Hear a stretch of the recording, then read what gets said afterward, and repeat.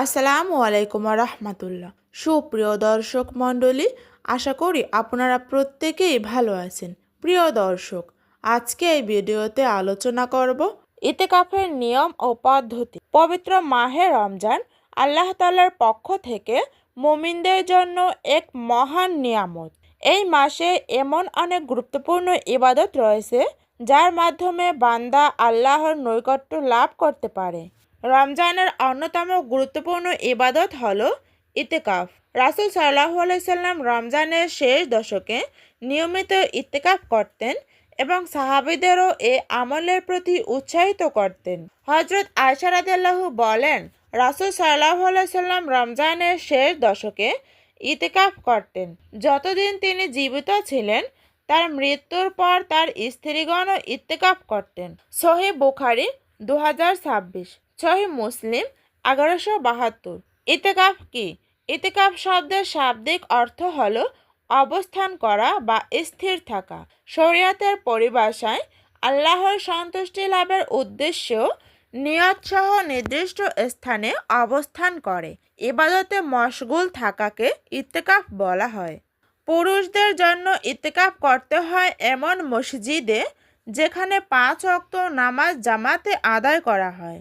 মহিলাদের জন্য ইতিকাফ হলো ঘরের ভেতর নামাজের জন্য নির্ধারিত স্থানে অবস্থান করা। ইতিকাফের বিধান। রমজানের শেষ দশকে ইতিকাফ করা সুন্নতে মুআক্কাদা কিফায়া, অর্থাৎ মহল্লার সকলের পক্ষ থেকে একজন ব্যক্তি ইতিকাফ করলে সুন্নত আদায় হয়ে যাবে। কিন্তু যদি কেউ ইতিকাফ না করে তাহলে পুরো মহল্লার মানুষ গুনাহগার হবে। ইতিকাফের সময় রমজানের 20 তারিখ আসরের নামাজের পর মসজিদে প্রবেশ করে ইতিকাফ শুরু করতে হয়। এরপর ঈদের চাঁদ দেখা গেলে অর্থাৎ 29 বা 30 রমজানের দিন মাগরিবের আগে ইতিকাফ শেষ হয়। তবে কেউ যদি পূর্ণ 10 দিন ইতিকাফ করতে না পারে তাহলে শেষের একদিন বা কয়েকদিন ইতিকাফ করলে সওয়াব পাওয়া যাবে। ইতিকাফ সহিহ হওয়ার শর্ত। ইতিকাফ সহিহ হওয়ার জন্য কিছু শর্ত রয়েছে। নাম্বার 1, মুসলমান হওয়া। নাম্বার 2, জ্ঞানবান হওয়া। নাম্বার 3, জানাবাত থেকে পবিত্র থাকা। নাম্বার 4, মহিলাদের ক্ষেত্রে হায়েজ ও নিফাস থেকে পবিত্র থাকা। নাম্বার 5, ইতিকাফের জন্য নিয়ত করা, কারণ নিয়ত ছাড়া কোনো ইবাদত সহিহ হয় না। ইতিকাফের করণীয় আমল। ইতিকাফের সময় আল্লাহর ইবাদতে বেশি সময় ব্যয় করা উচিত, যেমন কুরআন তেলাওয়াত করা, বেশি বেশি জিকির ও দোয়া করা, হাদিস পাঠ করা, ইসলামী জ্ঞান অর্জন করা, নবী রাসূলদের জীবনী পড়া, নফল নামাজ আদায় করা। ইতিকাফকারী ব্যক্তি আল্লাহর নৈকট্য লাভের উদ্দেশ্যে নিজেকে দুনিয়ার কাছ থেকে দূরে রেখে ইবাদতে মশগুল থাকবেন। ইতিকাফ অবস্থায় যা নিষিদ্ধ। ইতিকাফ অবস্থায় স্ত্রী সংসর্গ সম্পূর্ণ নিষিদ্ধ।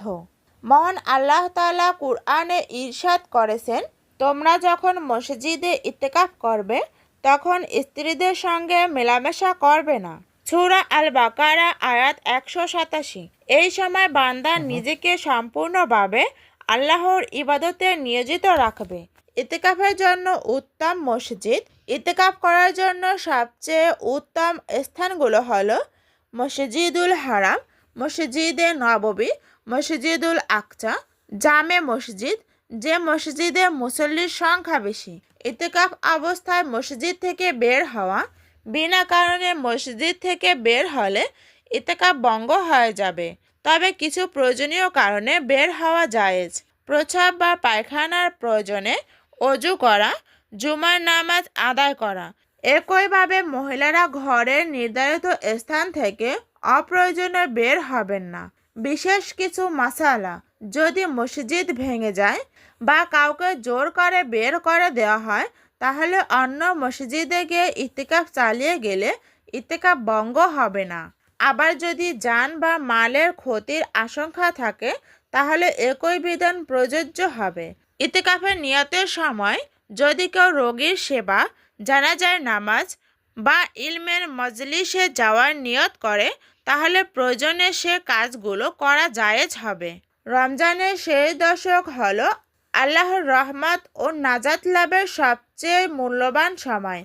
এই সময় ইতিকাফের মাধ্যমে একজন মুমিন দুনিয়ার ব্যস্ততা থেকে দূরে থেকে সম্পূর্ণভাবে আল্লাহর ইবাদতে নিজেকে নিয়োজিত করতে পারে। তাই আমাদের উচিত এই মহিমান্বিত আমলকে গুরুত্ব দেওয়া এবং যতটুকু সম্ভব ইতিকাফ করে আল্লাহর নৈকট্য অর্জনের চেষ্টা করা। আল্লাহ তাআলা আমাদের সবাইকে ইতিকাফ করার তৌফিক দান করুন এবং আমাদের গুনাহ ক্ষমা করে দিন। আমিন।